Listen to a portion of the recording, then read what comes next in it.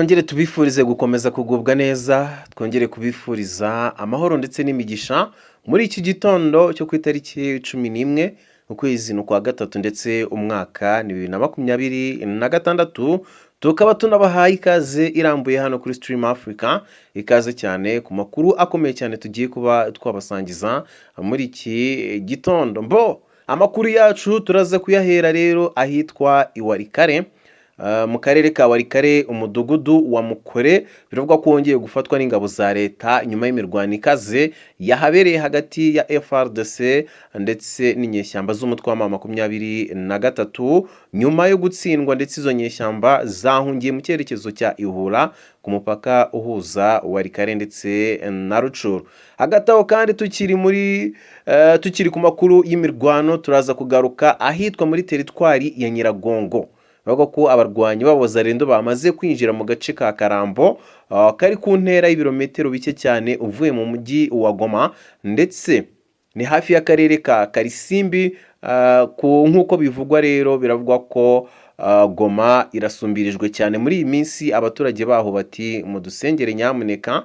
Ibi nabyo turaje tubigarukeho. Turaza kugaruka kandi ku yandi makuru akomeye cyane ariko nanone mabi ku ruhande rwa M23, aho bivuga ko bakomeje guhura n'ibihombo bikomeye muri iyi minsi, aho bivuga ko bakomeje gutakaza ingabo ndetse n'ibikoresho, cyane ko ku munsi w'ejo batakaje drone z'ubutasi zishyika kuri 2 nyuma yaho zari zinjiye mu kirere cya Mikenge mu buryo bwo kuneka, ariko zigahita ziraswa zitageze ku ntego. Ibi nabyo ndaje tubigarukeho, tubijyemo mu buryo bwimbitse cyane. Turaza kandi kugaruka ku muvugizi wa guverinoma ya Repubulika ya Demokarasi ya Kongo, Patrick Muyaya, aho yatanze ibisobanuro ku mpaka zimaze iminsi zivugwa ku bijyanye no kuvugurura itegeko nshinga ry'icyo gihugu. Yagaragaje ko nubwo iyo mpaka cyangwa se izo mpaka zihari ari ingenzi mu buzima bwa demokarasi, ikihutirwa kuri ubu ngubu akaba ari ikibazo cy'umutekano, cyane cyane mu burasirazuba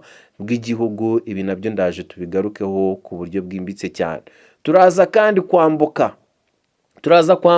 tujye hakurya y'ibiyaga bigari, tunyarukire ku ntambara ya Irani, aho murwa mukuru wa Iran Tehran humvikanye uguturika gukomeye mu gicuku cyo kuri uyu munsi wakeye cyangwa se umunsi w'ejo hashize wa kabiri, nk'uko bitangazwa n'ibinyamakuru bya leta birimo Meher News.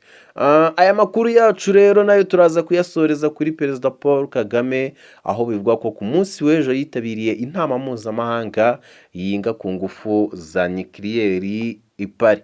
Ngayo nguko nayo makuru tugiye kuba twaramburira hamwe. Nongera kwibutsa ko umuntu utarakanda subscribe yadukandiraho kugira ngo turusheho gukomeza kwagura umuryango wacu wa Stream Africa.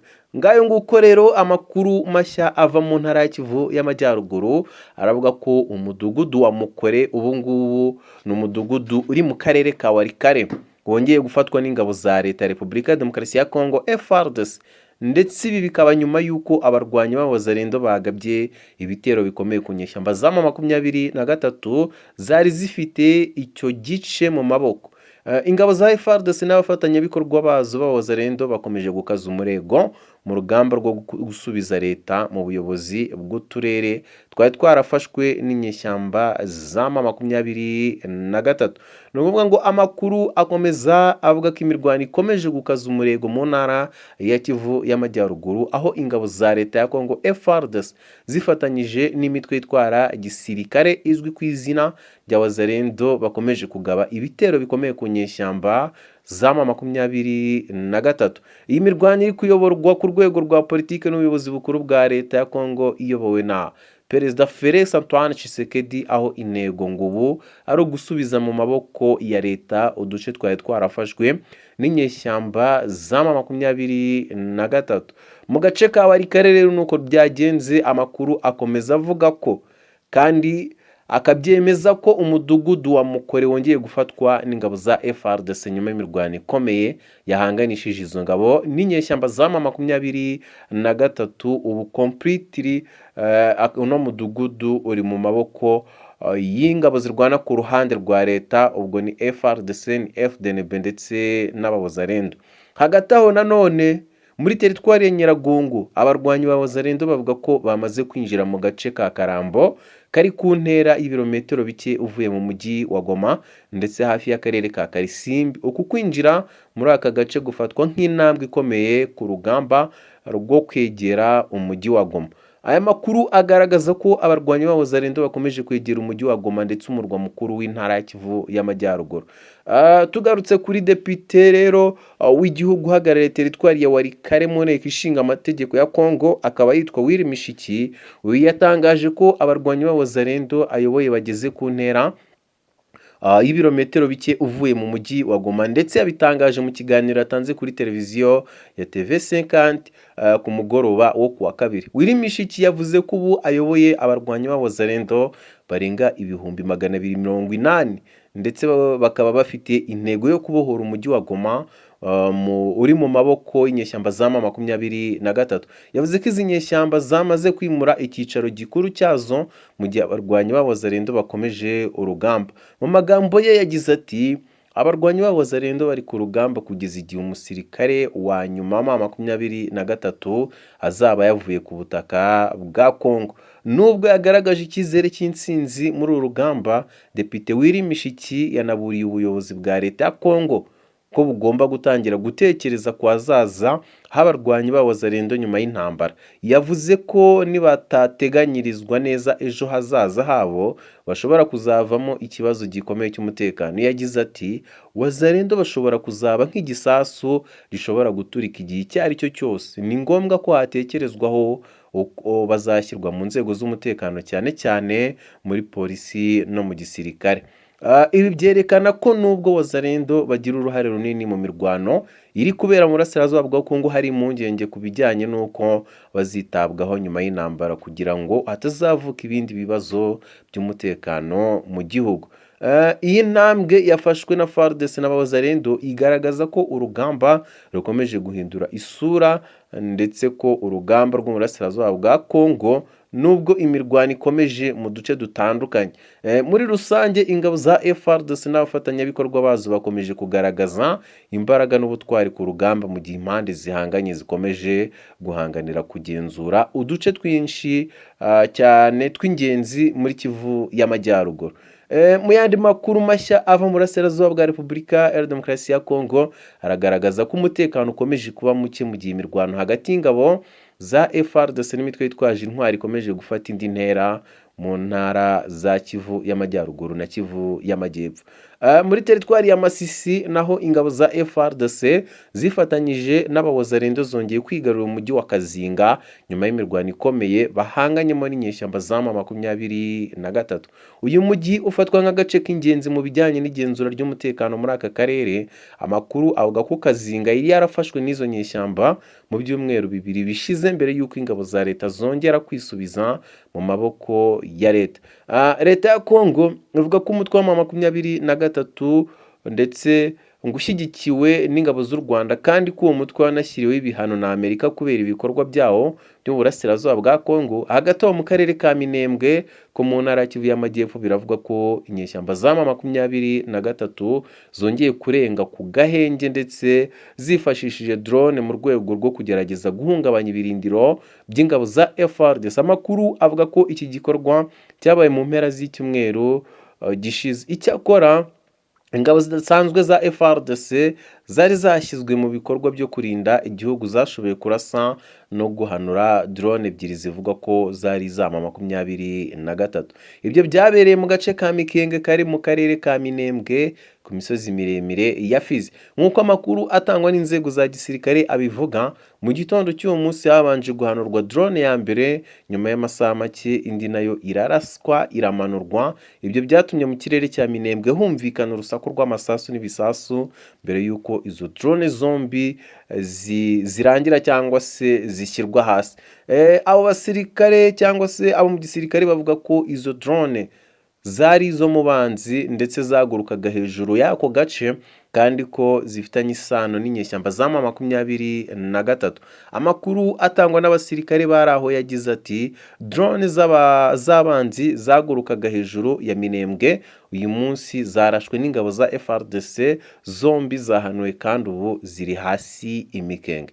Iki gikorwa kibaye mu gihe aka gace hakomeje kugaragara indege zitagira abapilote zigenda ziguruka mu buryo bukekwa cyane cyane muri utu duce tw'ingenzi two ku misozi miremire ya Kivu y'Amajyepfo, aho umutekano ukunze guhungabana. Ingabo za FARDC zivuga ko iki ari ikimenyetso cy'ubushobozi bwazo bwo kurinda ubusugire n'ubutaka bw'igihugu, cyane cyane mu duce twa kure kandi tugoye kugenzura, aho ubusugire bwa Repubulika ya Demokarasi ya Kongo bukomeje kugeragezwa buri munsi. Iyi mirwano ikomeje kugaragaza ubukana bw'intambara ndetse iri kubera mu burasirazuba bwa Kongo, aho impande zihanganye zikomeje guhatanira kugenzura uduce tw'ingenzi, mu gihe abaturage bo muri utu duce bakomeje guhura n'ibibazo bikomeye by'umutekano ndetse n'ubuhunzi. Umuvugizi wa guverinoma ya Repubulika ya Demokarasi ya Kongo Patrick Muyaya ari mu yandi makuru yatanze ibisobanuro ku mpaka zimaze iminsi zivugwa ku bijyanye no kuvugurura itegeko nshinga ry'icyo gihugu. Yagaragaje ko nubwo iyo mpaka cyangwa se izo mpaka ari ingenzi mu buzima bwa demokarasi ya Kongo, ikihutirwa kuri ubu ari ikibazo cy'umutekano cyane cyane mu burasirazuba bw'igihugu. Patrick Muyaya yavuze ko ibiganiro ku ivugururwa ry'itegeko nshinga bigomba gufatwa nk'impaka za demokarasi zisanzwe, aho buri wese yemerewe gutanga igitekerezo cyo mu bwisanzure. Gusa yashimangiye ko leta igomba kubanza kwibanda ku bibazo by'umutekano n'intambara ikomeje mu ntara za Kivu y'Amajyaruguru na Kivu y'Amajyepfo. Yagize ati icyo duhangayikishijwe cyane nacyo muri iki gihe ni abaturage bacu mu burasirazuba bw'iki gihugu, cyane cyane abatuye mu duce twigaruriwe n'imitwe yitwaje intwaro. Mu gusoza, uyu muvugizi wa guverinoma yavuze ko igihe icyo kibazo cyo kuvugurura itegeko nshinga kizashyikirizwa inama ya minisitiri, ndetse guverinoma izabitangariza abanyekongo ku mugaragaro. Ibisobanuro bije mu gihe muri Kongo hakomeje ibiganiro n'impaka mu nzego zitandukanye ku bijyanye n'ivugururwa ry'itegeko nshinga, mu gihe igihugu nanone gihanganye n'ibibazo by'umutekano mu burasirazuba bwa Repubulika ya Demokarasi ya Kongo. Hagati aho rero mu murwa mukuru wa Iran, twambutse amazi magari cyangwa se tugiye hakurya cyane mu bindi bihugu by'abazungu, biravuga ko mu murwa mukuru wa Iran Tehran humvikanye uguturika gukomeye mu gicuku cyo kuri uyu wa kabiri, nk'uko bitangazwa n'ibinyamakuru bya leta birimo Mera News.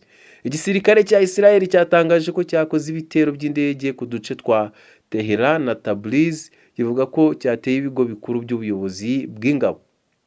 Aya makuru atangazwa mu gihe umubano hagati ya Israel na Iran uri ku rwego rwo hejuru rw'akaga, aho impande zombi zimaze iminsi zitana mu mitwe biciye mu bitero by'indege n'ibisasu bya misile biremereye cyane.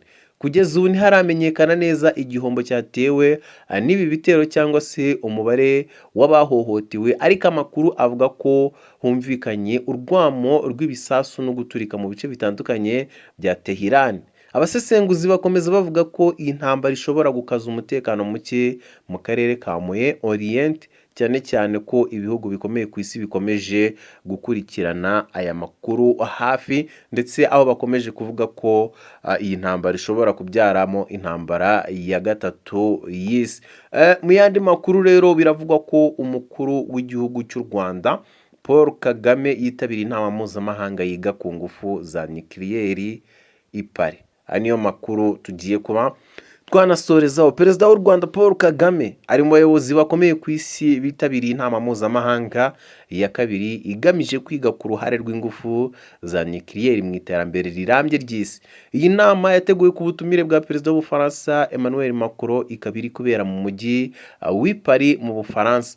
Iyi nama yahuje abayobozi b'ibihugu, impuguke mu bijyanye n'ingufu ndetse n'abahagarariye imiryango mpuzamahanga igamije kurebera hamwe uburyo ingufu za nukiliyeri zishobora kugira uruhare rukomeye mu gukemura ikibazo cy'ingufu ku isi no gufasha ibihugu kugera ku iterambere rirambye. Amakuru aturuka muri leta y'Ubufaransa agaragaza ko ibihugu nibura bisaga 60 bihagarariwe muri iyi nama ndetse yateguwe na guverinoma y'Ubufaransa ku bufatanye n'ikigo mpuzamahanga gishinzwe gukurikirana ikoreshwa ry'ingufu za nukiliyeri ku isi, International Atomic Energy Agency. Iyi nama ikurikira iya mbere yabereye i Buruseli mu gihugu cy'Ububiligi mu mwaka wa 2024, aho abayitabiriye baganiriye ku ruhare rw'ingufu za nukiliyeri mu guhangana n'ikibazo cy'imihindagurikire y'ibihe ndetse no kongera ubushobozi bwo gutanga amashanyarazi ku isi.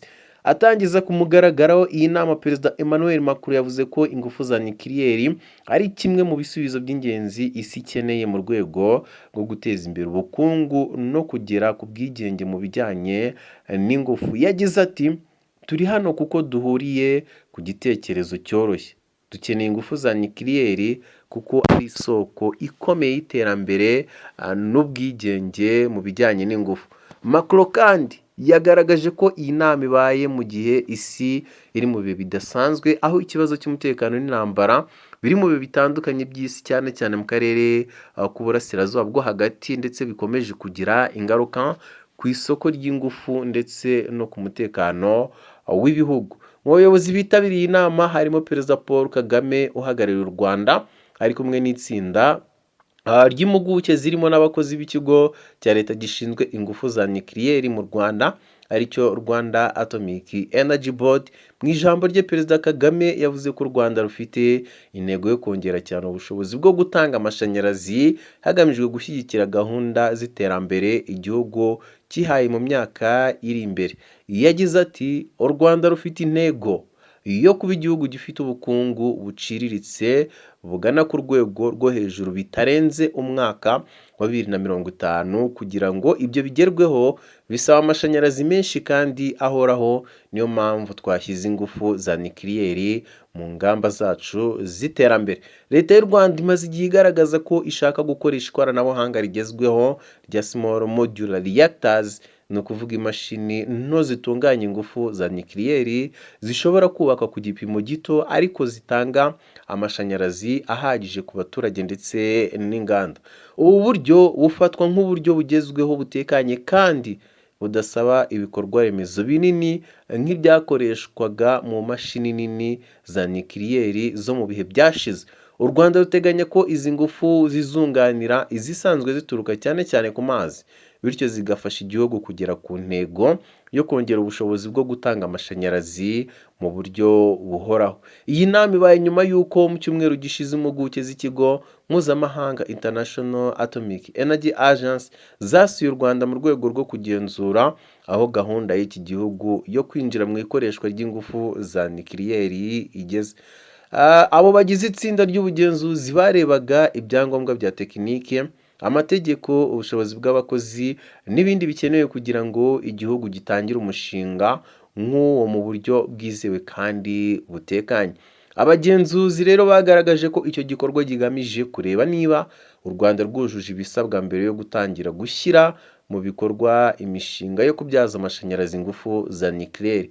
Ku isi hose ingufu za nukiliyeri zikomeje kugarukwaho cyane nk'umuti ushobora gufasha ibihugu guhangana n'ikibazo cy'ibura ry'ingufu ndetse n'imihindagurikire y'ibihe bitandukanye n'ibicanwa nka peteroli n'amakara. Izi ngufu zitanga amashanyarazi menshi kandi nizohereza imyuka ihumanya ikirere ku rugero runini. Ni muri urwo rwego ibihugu byinshi cyane cyane ibyo muri Afurika birimo u Rwanda bitangiye kwiga uburyo byakwifashisha ikoranabuhanga rya nukiliyeri mu guteza imbere inganda, kongera amashanyarazi no kwihutisha iterambere ry'ubukungu. Iyi nama mpuzamahanga iri kubera i Paris ndetse itegerejweho gutanga icyerekezo gishya ku ruhare ingufu za nukiliyeri zizagira mu iterambere ry'isi mu myaka iri imbere, cyane cyane mu bihugu bikiri mu nzira y'amajyambere bishaka kongera ubushobozi bwabyo mu bijyanye n'ingufu. Ngayo amakuru twari tubafitiye.